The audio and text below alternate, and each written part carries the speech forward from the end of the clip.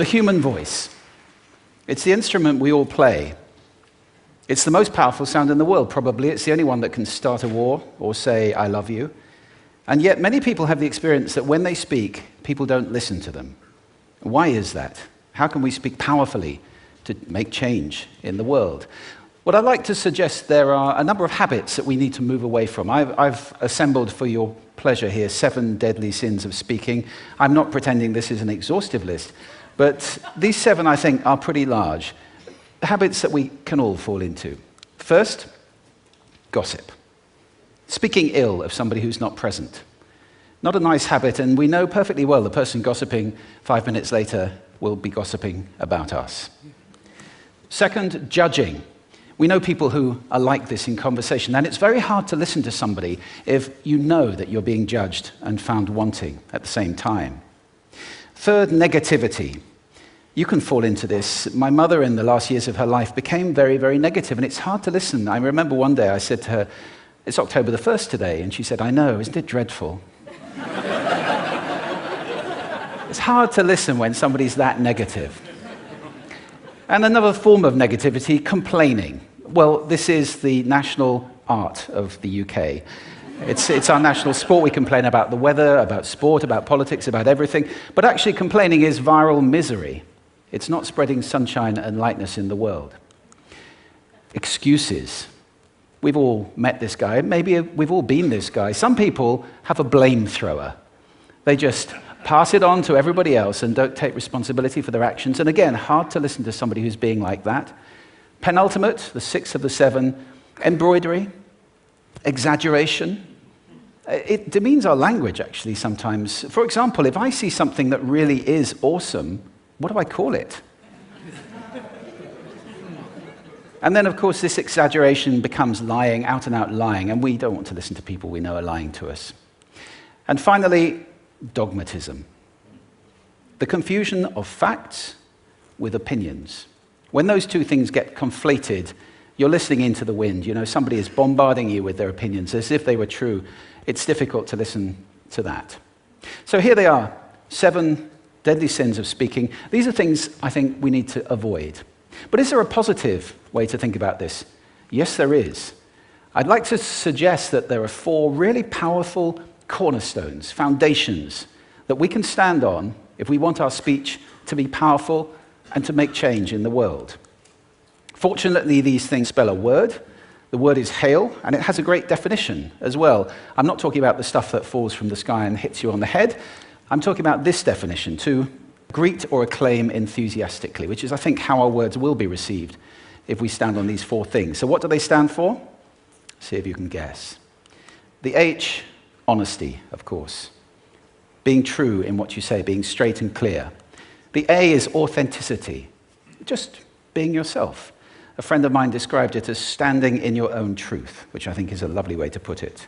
The I is integrity, being your word, actually doing what you say, and being somebody people can trust. And the L is love. I don't mean romantic love, but I do mean wishing people well. For 2 reasons. First of all, I think absolute honesty may not be what we want. I mean, my goodness, you look ugly this morning. Perhaps that's not necessary. Tempered with love, of course, honesty is a great thing. But also, if you're really wishing somebody well, it's very hard to judge them at the same time. I'm not even sure you can do those 2 things simultaneously. So, hail.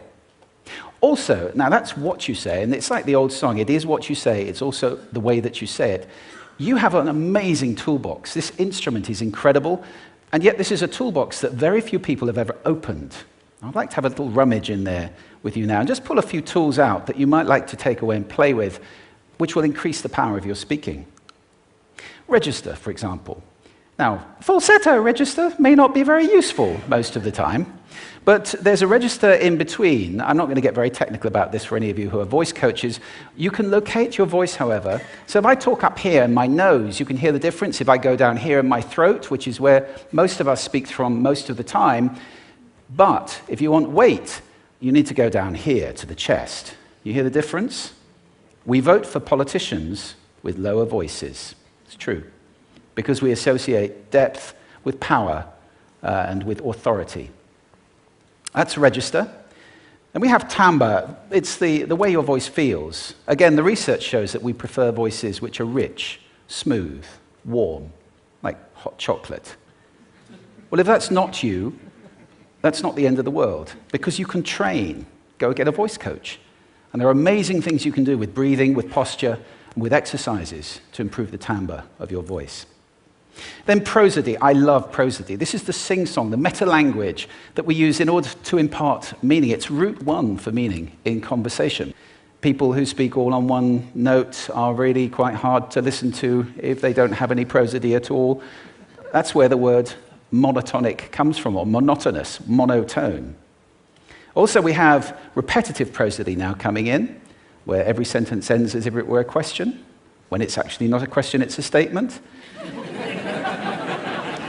And if you repeat that one over and over, it's actually restricting your ability to communicate through prosody, which I think is a shame. So let's try and break that habit. Pace. I can get very, very excited by saying something really, really quickly, or I can slow right down to emphasize. And at the end of that, of course, is our old friend, silence. There's nothing wrong with a bit of silence in a talk, is there? We don't have to fill it with ums and ahs. It can be very powerful. Of course, pitch often goes along with pace to indicate arousal, but you can do it just with pitch. Where did you leave my keys? Where did you leave my keys? It's a slightly different meaning in those two deliveries. And finally, volume. I can get really excited by using volume, sorry about that if I startled anybody, or I can have you really pay attention by getting very quiet. Some people broadcast the whole time. Try not to do that. That's called sodcasting. Imposing your sound on people around you carelessly and inconsiderately. Not nice. Of course, where this all comes into play most of all is when you've got something really important to do. It might be standing on a stage like this and giving a talk to people. It might be proposing marriage, asking for a raise, a wedding speech, whatever it is. If it's really important, you owe it to yourself to look at this toolbox and the engine that it's going to work on. And no engine works well without being warmed up. Warm up your voice. Actually, let me show you how to do that. Would you all like to stand up for a moment? I'm going to show you the 6 vocal warm-up exercises that I do before every talk I ever do. Anytime you're going to talk to anybody important, do these. First, arms up. Deep breath in and sigh out. Like that. One more time. Very good. Now we're going to warm up our lips, and we're going to go bop, bop, bop, bop, bop, bop, bop, bop. Very good. And now,